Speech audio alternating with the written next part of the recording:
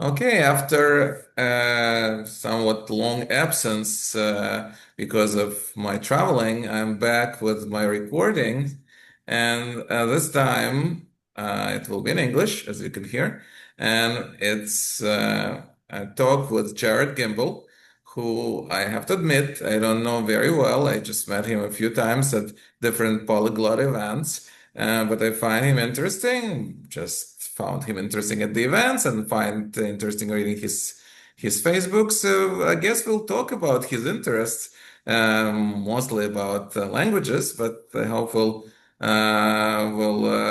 touch upon other subjects as well. So Jared, so tell us just generally about yourself, what you do, where you live, how old you are, something like that, and then how many languages you speak. Okay, so a little bit of a disclaimer is that on my Instagram profile, I refer to myself as a recovering hyper-polyglot. And the reason for that is because when I joined the Hyper-Polyglot Society back in 2019, I submitted videos in a grand total of 12 languages. Of those, I can understand most of them still passively, and I picked up a number of new ones. However, with that said, when I really wanted to get my video game company off of the ground, I did realize that to some degree, maintaining languages can be an addiction if you do it wrong. That is to say, that sometimes I felt too compelled for example, to either invest very heavily in my flashcards or to watch a television show episode that lasted 30 minutes in each of four different languages literally every single day. And in that respect, sometimes you really have to make a lot of choices as to which area of your life you really want to prioritize. Uh, But so that, just let me, I'll be stopping you, I'll oh try no. I'm sorry, to build it as a dialogue between us. So I just want to explain to those who don't know what hyperpolyglot is, because first of all, not always everyone even knows what polyglot might be, but Hmm. most people do. You speak a few languages, I guess more than two. I guess that would be a polyglot as well. I mean, Hmm. I don't know Yes. what the actual working definition of a polyglot is, but a hyperpolyglot is somebody who speaks more than 10. Is that correct? Some people put the border at six, others put it at 10. But one thing I really have realized, I will get into my life story, is that in a sense, you can sacrifice depth for breadth. And one thing that I have noticed, especially from my 3 years in which I did used to be more active on Twitter X, is that I would pick up every day a new cultural reference that I didn't know about. And in the sense, I think that, for example, if I say to a non-native English speaker something like, I don't think I'm in Kansas anymore, then that can be particularly puzzling in many respects. And this is another thing about Yiddish literature as well, and the fact that depending on whether it's, for example, Isaac Bashevis Singer, who was born in Warsaw and then moved to the United States, or a Soviet Yiddish author like David Bergelson. The thing is that you would have different cultural references that you actually need to know in order to actually read the book.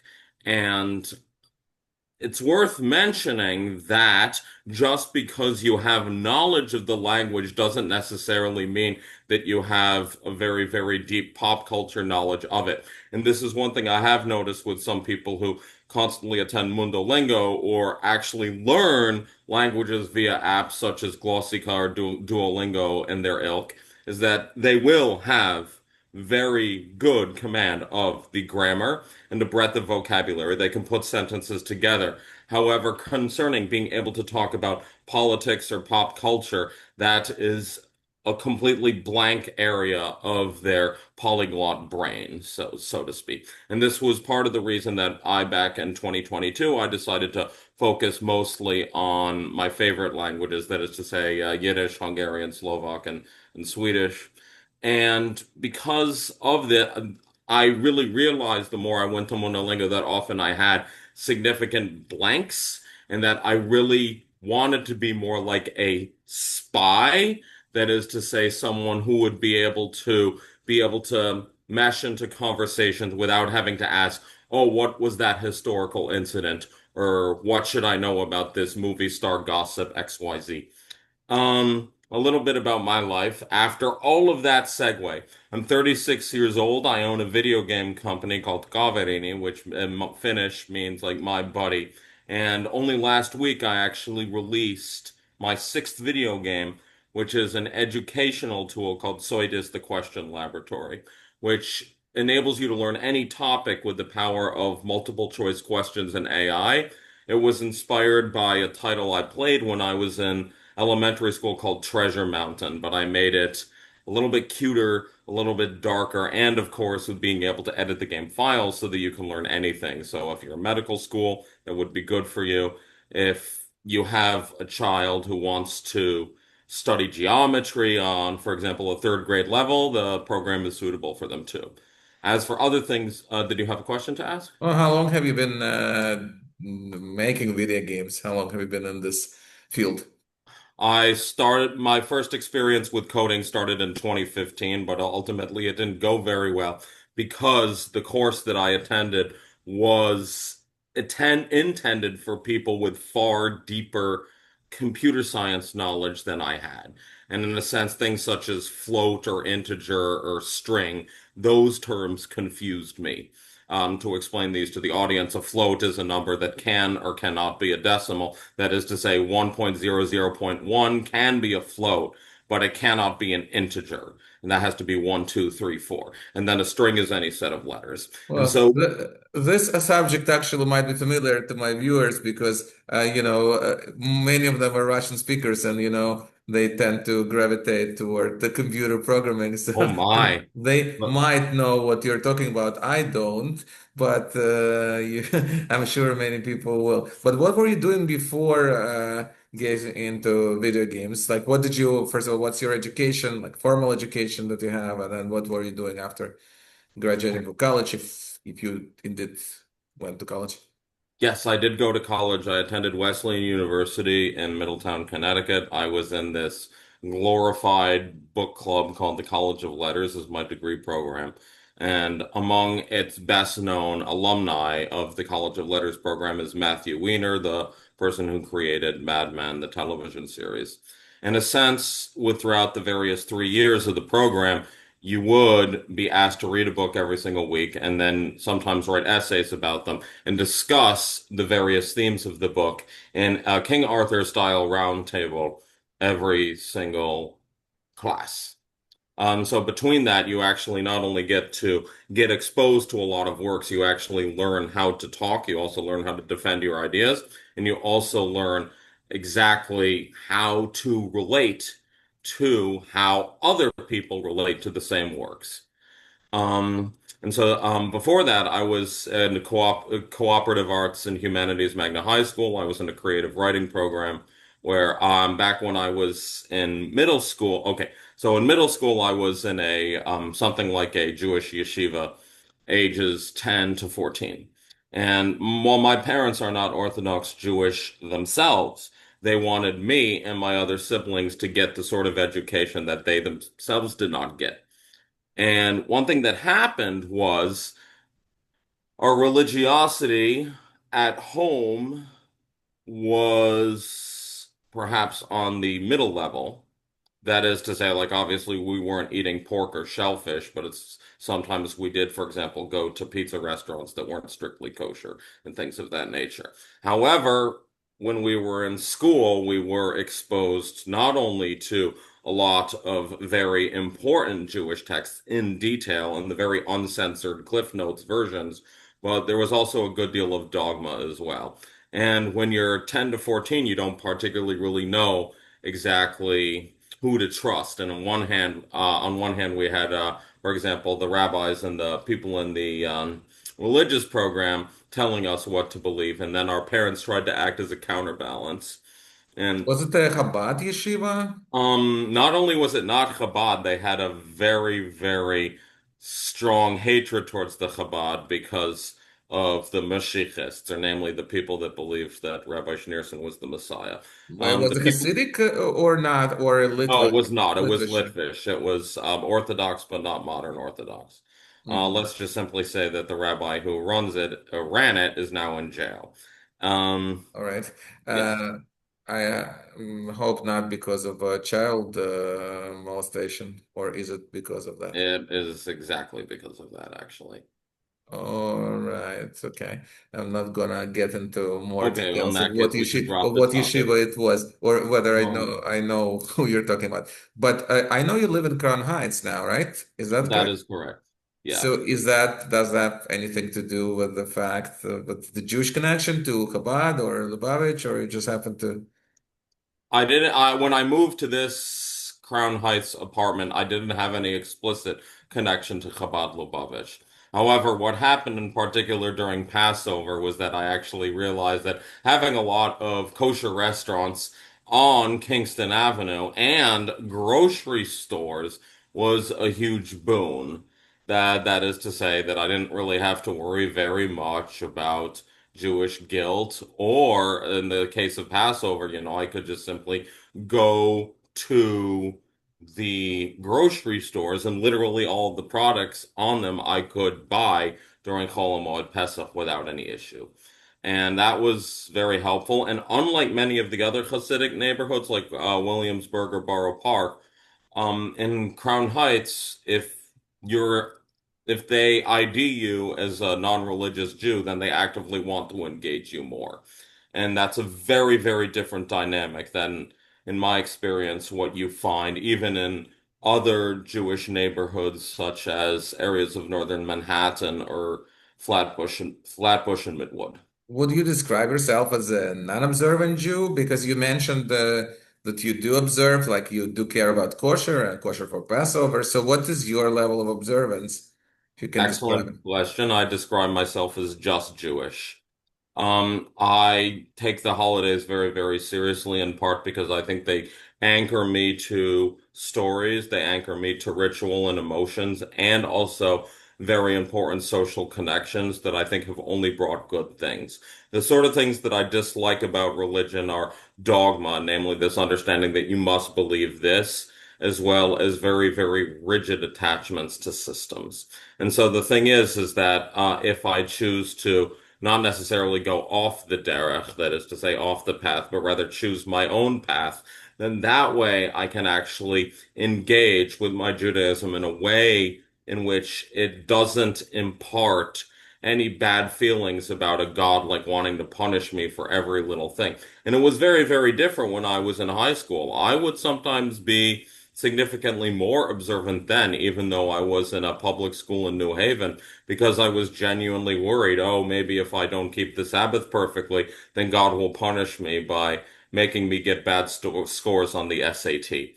And I live in a very different universe So now. I might chime in with my own experience. Oh, absolutely. I didn't go to yeshiva. I only came to this country actually when I was 17. Just graduated, almost 17. I just graduated from high school there, so I didn't have that exposure. But I did have a lot of exposure to Yiddishkeit, and specifically through to observant Jews. Actually, Hmm. any exposure to Yiddishkeit that I had, or to Jewishness. I guess some people might not know what Yiddishkeit is, whoever listens to me. So to Jewishness, so it was only through Orthodox Jews. And my understanding of Orthodox Judaism is that it really doesn't matter much what you believe in. And the fact, dogma, like what you should believe in God, or you should believe in that the world works specific in a specific way. I mean, it all exists in Judaism. But what is important is your observance. Is that you observe Shabbat, that you keep kosher, and whatever else is related. So that is, I mean, once you do that, it really doesn't matter what you believe in. You don't have to believe in much. Well, that is my take. I and Disagree? I would say most scholars of Judaism would actually agree with you completely there. The thing is that what ultimately happened, as mekustelt sich, also yiddelt sich, as you would say in Yiddish, that as You, that pretty much like whatever habits Christians have rubbed off on their Jewish neighbors. And so what you ultimately have is various thoughts from Catholicism or Plato's philosophy rubbing itself off on some types of Jewish practice. And that's how you get the odd dynamic in which people who went to various Orthodox Jewish day schools and people who went to Catholic schools actually have a lot of experiences in common, precisely due to the dynamic that I mentioned there. But yeah, in a very technical spell, you're totally right. And I think that the concept of needing to believe something in order to belong to a religion is far more reminiscent of Christianity and Islam than is found even in rabbinic Judaism. And yes, you have Rambam and like the 13 articles of the Creed in that respect. But as to what degree that is held as genuine, as a genuine marker for who is a member or not of the community, very doubtful. So, since I have this approach, that's why I'm more focused on actually your observance rather than your beliefs. And there was I would understand that you do observe something, but not strictly. Like you could eat something not kosher. You could do something on Shabbat which is not Mhm. allowed. Like that is okay with you, right? Or not? So here are my benchmarks. For one, I have a strong preference to I have a strong preference towards kosher food when I am in a city with many Jews like New York Right, City. right. When I go abroad, it does depend on exactly what's on offer. In places such as India, for example, I can be fairly lax concerning exactly what I'll eat. So in India, they do have the little green circle that indicates a vegetarian product, and usually that's good enough for me when I'm there. As to various other places, for example, if I were to visit mainland China, it would be a completely different issue as to what I would do there. So I would say that every single city and every single country, every micro and macro environment, I like to have to invent kashrut in a new way, depending on exactly my gut feeling. My primary instinct is to avoid mostly pork and shellfish products. You probably heard an expression, pick and choose Judaism. Uh, Oh, yes. so it's used, I guess, by Orthodox Jews to kind of, denigrate those who engage in it. I mean, Hmm. I don't know, maybe not only by Orthodox Jews, but I mean, I would admit that's what I engage in. And you also agree that that's what you do or not? Well, here's the thing. One thing I did learn in studying the Zohar is that God's divinity that is manifested through the Sefirot actually changes every time you look at it. And in a sense, I think that with religious practice, and also perhaps this is my artistic soul speaking, every single time I get up, I reinvent the way that I see the world. And I think that that's considerably important that I have to constantly be in a state of flux rather than be a steel bar. Okay. So I want to go back to languages actually, and Hmm. to build a bridge, I guess we could, from the Jewish topic, we could talk a little bit about Yiddish and Slovak and Hungarian. I mean, you mentioned four languages: Swedish, Yiddish, Hungarian, and Slovak. Those are the Hmm. languages you focus on. I mean, Swedish, I wouldn't suspect a family connection, I although do actually. although So you my would mom, tell my me. mom is a convert to Judaism, and then her father's family comes from a family of Swedish immigrants. Okay, then So I do then, then respect there her is though. a family connection there as well. Yes, But that is but correct. Hungarian and Slovak, it comes from the family connection that your family is. Hungarian, yes, because I do have Budapest Jews in my family tree. Slovak has a more interesting story behind it, namely the fact that it was the last country that I visited prior to the outbreak of the COVID pandemic. And back when I was, in March to May 2020, where I was genuinely learning how to code, I would dream of Bratislava's castles again, precisely so that I could have something to look forward to and to also to hold on to in my past. And I think that that's part of the reason that I noticed that like whenever I didn't hear the Slovak language spoken, I almost got into withdrawal. And so what I did was that in mid 2022, when Slovak material came to Disney Plus, I got myself a subscription for a year and I watched every single Disney movie with the Slovak dub from start to finish. Would you say that you're at least somewhat fluent in On the B Slovak level, yes, in which is terms kind of of like the mid in level. I do have a lot of vocabulary. I do have significant vocabulary gaps, but the thing is that if I read things out loud, things make more sense to me. could you say something in Slovak or like a few sentences so we could hear it and because I believe that I understand it to a large extent through Hmm. understanding Ukrainian, Polish. Hmm. So I wonder how much I would pick up from what you. Sorry Velmi to put you dobrý on the spot. nápad. Mhm. Could you? Můžeme spolu pokračovat po slovensky a chceš. Ja verím, že ja mám ráda napríklad slovenskú hudbu.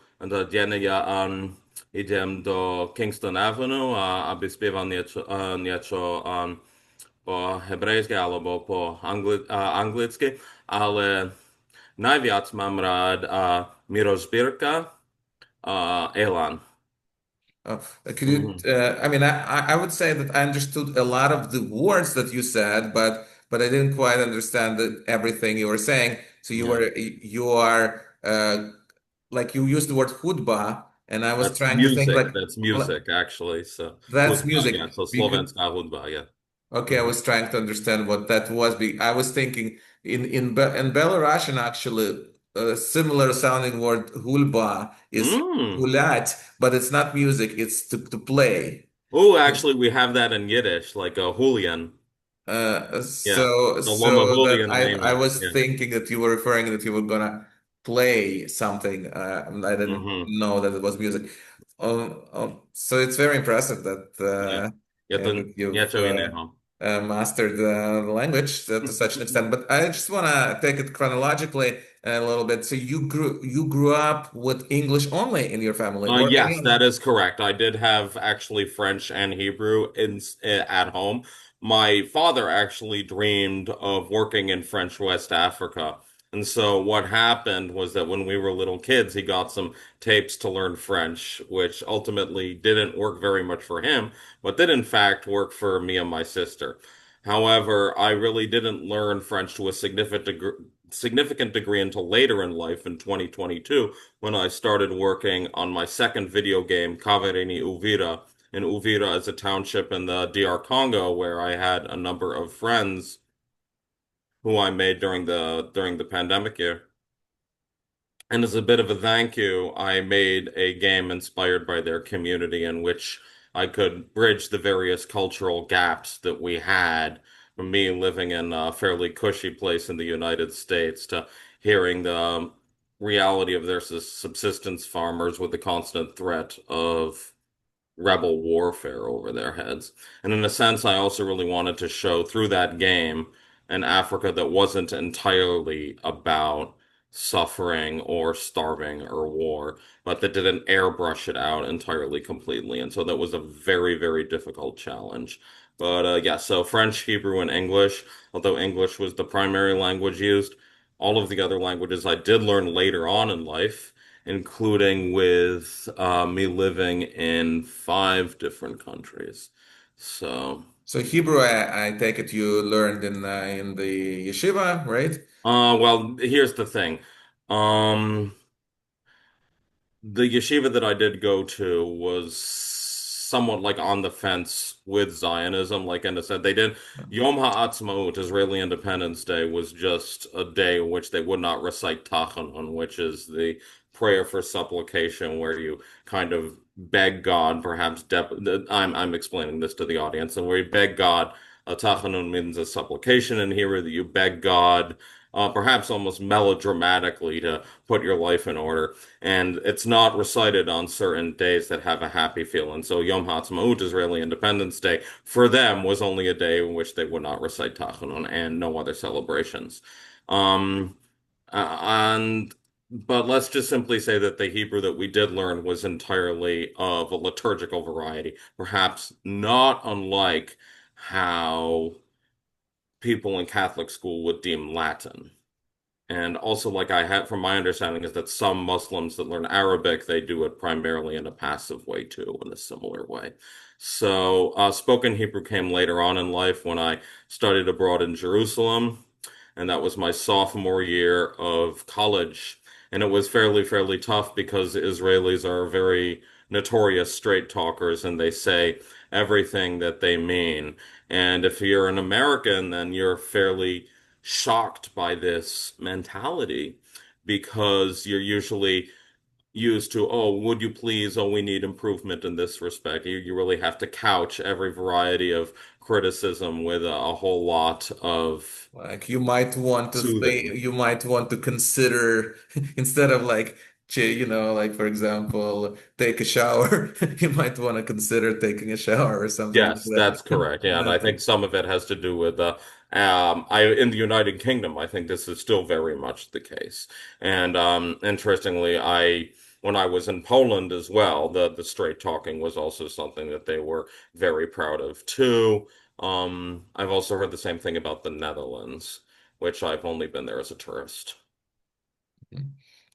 So we're gradually coming to an end, so we just started, but I haven't even asked about some of the languages, but that you speak, but just to get the list of languages, I think. So you've mentioned French, Hebrew, Hungarian, Slovak, Yeah, yeah, Yiddish and Slovak. Yiddish, Swedish. Yeah. I know you speak Danish as well. Yes, you are completely correct. And that's a very fun one because it's like you don't even pronounce half of what's written on a paper. And so it's very tricky for an American to get a good accent. And the primary way to get around it is just fire hose your ears with it. And then way you'll probably be able to say stuff like go or meaning a Any street. other languages? There was Norwegian as well, but Swedish, Danish, and Norwegian are all very similar to each other. Czech is mostly passive, Yeah. um, but I can very much like me trying to imitate a British accent. I could spit it out if very necessary. I did also learn at various points in my life Spanish, German, and Finnish. Of these, I used to be fairly good at Finnish, and I used to even teach it but due to me having to work more on my company, it has atrophied.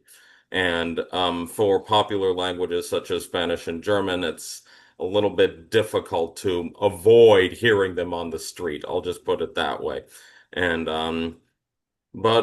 concerning the various interplay between active usage and passive usage, I think a lot of us have encountered that bilingual character that can often understand everything that's said to them in a certain language, but then replies in English. And it's a fun dynamic.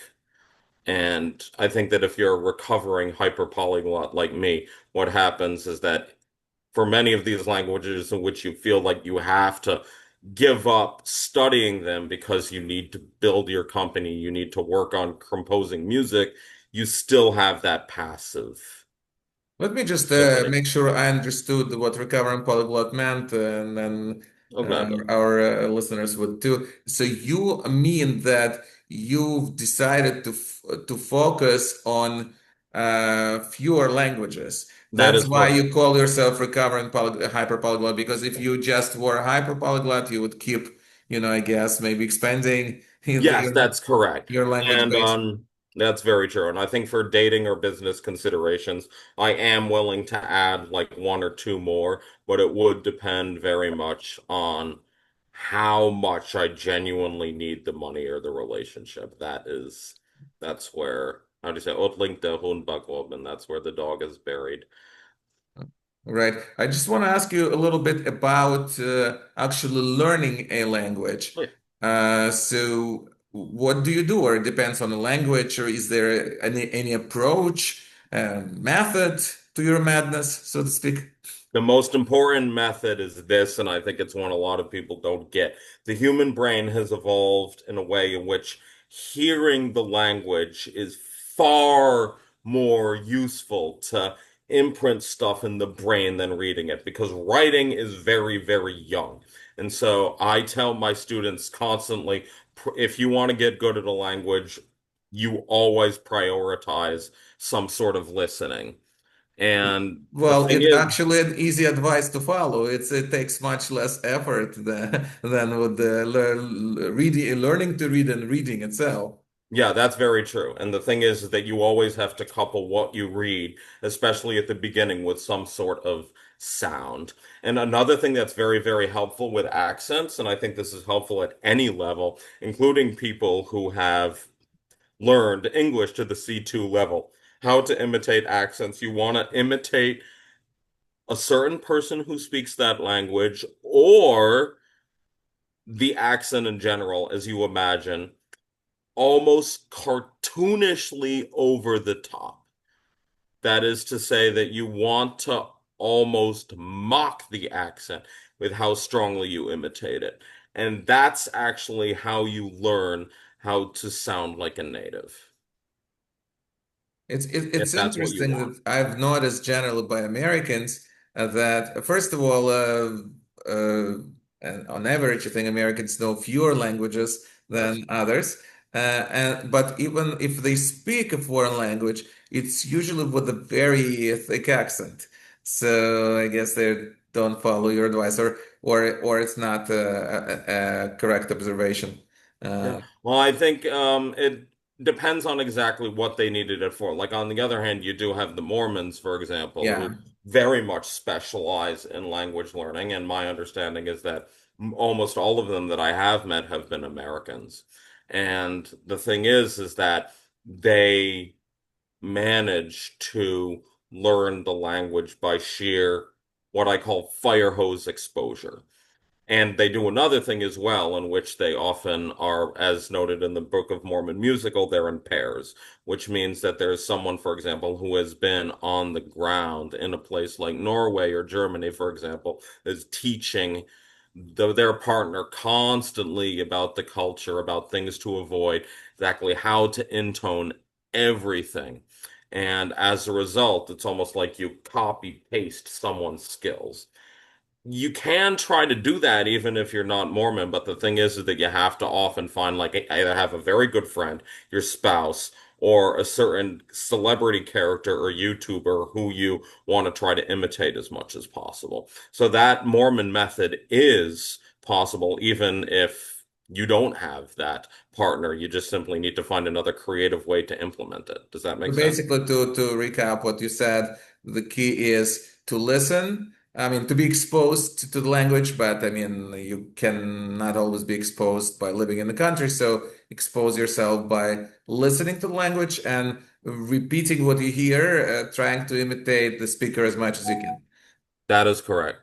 Another thing that I think should be mentioned, the advice that I gave might not be very good for absolute beginners. And for that, I would probably recommend like find some YouTube, like learn Spanish while you sleep kind of thing, and then repeat a lot of the basic phrases. Once then you have like the hi, how are you, like hola, cómo estás, and things of that nature, then you get onto various larger dialogues. Mango languages is very, very helpful for that. It has been a springboard that almost all of my students have used successfully. And that way you can actually get into conversations like, hello, what is your name? And then from there, then you can get into shop conversations. You could get into help call the police conversations. And then from that, you segue into kids content. And then from kids content, you can, with time, go to content aimed at adults, such as political podcasts or television. It's interesting that many people that learn languages always use one word that you failed to use yet is grammar. Like people say, "Oh, it has such difficult, Russian has such difficult grammar, or whatever language has difficult grammar." So you think people shouldn't be concerned with that at all, or just like repeat phrases? Don't like should people learn grammar? That's my question. You learn the language, you learn grammar from the language. You don't learn the language from grammar. That's Right. I exactly right. absolutely agree with you. I just asked, I Yeah. wanted the validation of that because many Yeah. people don't feel that way. So concerning like highly declined languages like Russian or Slovak, one thing I did do in order to genuinely get over the various hurdle of like the, let's say the accusative case was that song lyrics were very, very helpful for me. And that way, because they're attached to a melody, it's almost like you have a certain brand on your brain with a phrase that's quite difficult to forget. And given how often the dative and accusative are going to be used in Slavic languages, that's how you trick your brain into remembering them in a good way. And it's not with charts, and it's you can use exercises, but I do think that there are other ways to learn grammar that involve explicit usages of dopamine. That is to say, if you have anything that has a very, very powerful emotional wallop when it happens, for example, a very deep emotional movie in a film, or for example, let's say in real life, if you meet a native speaker of the language and then the two of you don't get on for whatever reason, or have something like a clash, or heaven forfend a fight, you are going to remember a lot of those words. Pretty much anything that happens when you're emotionally incensed, be that in any direction with lots of anger, lots of happy, lots of sadness, your brain is going to grow significantly in its memory capacity. Unfortunately, we have just about 2 minutes, and there's so much I wanted to touch upon. So I guess I hope there will be interest, but even if there isn't, Oh, I can do round two. I think we can do round two. Absolutely. But I want to ask you such a thing. We often hear from people uh, I often hear like, why do you need to learn? Like, are you learning this? Why do you need this when it refers to languages? And sometimes it sounds like it bothers people that somebody's like is learning this. Like, why are you learning Finnish? Why do you need it? So I never like th understood this reaction because suppose it's just a hobby. Like, why do people collect stamps? Nobody asks, like, Right. why do we collect stamps? Well, I collect Everybody's allowed to puzzles. collect Yeah. stamps. Why can't you learn Finnish or Swahili or something like that? But hmm but let me ask you that question. Why are you learning why are you doing this? Excellent question. So what I usually think of is this. What area, the internet is very unbelievably large. And the thing is that especially when it comes to video content, a good deal of that is never being translated into any other language. And so you need to think, what areas of life, what areas of the digital world do I want to unlock for my knowledge of politics, for my knowledge of the world, for my knowledge of various other skills? And also there comes like the art question as well. A vast majority of literature remains untranslated. Like Yiddish literature, biggest outpouring of human literary content in history happened 100 years ago in the United States with Uh, Yiddish authors. all right. I just don't want you to be cut off by Zoom in the middle of the sentence. So thank you very much, You're and very we'll welcome. definitely continue Yes, because there is a yes. lot to It'll talk be about. Thanks a time for lot. round two before you know. Thank you very much. Дякуємо пекне.